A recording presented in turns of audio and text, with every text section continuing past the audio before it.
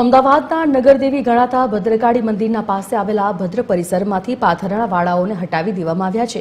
કુલ 844 જેટલા કાયદેસર માન્યતા ધરાવનાર પાથરણા વાડાઓને વૈકલ્પિક વ્યવસ્થાના ભાગરૂપે મ્યુનિસિપલ કોર્પોરેશન દ્વારા ઢાલગરવાડ વિસ્તારમાં આવેલા ખુલ્લા પ્લોટ અને પાનકોર નાકા નજીક પાર્કિંગના પ્લોટમાં જગ્યા ફાળવવામાં આવી છે, જેની જાહેર સૂચનાના બેનર પણ ભદ્ર પરિસરમાં લગાવી દેવામાં આવ્યા.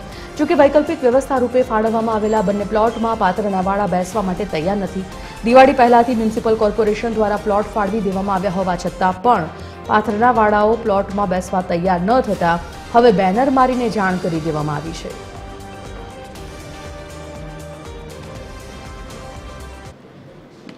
અમદાવાદનું ભદ્ર ચોક એક સમયે પાથરણાવાળાથી ભરાયેલું જોવા મળતું હતું, જેના કારણે ટ્રાફિકની સમસ્યા સર્જાતી હતી.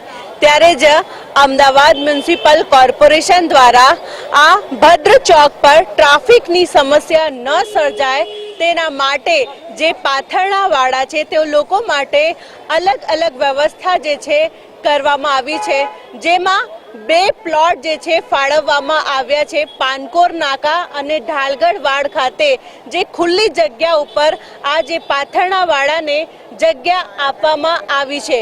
બીજી તરફ જે પ્રમાણે જે લોકો અગર પાથરણાવાળા લોકો આ જગ્યા ઉપર લારી લગાડતા પણ હોય તો એસ્ટેટ વિભાગની જે છે ગાડીઓ પણ જે છે ખાસ તો મૂકવામાં આવી છે.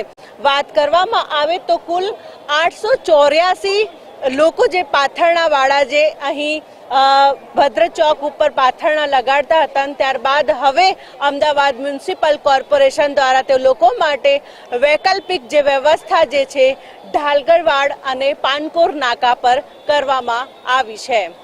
કેમેરામેન હેમંત ગાયકવાડ સાથે મોનિકા રાજપૂત, TV 13 અમદાવાદ.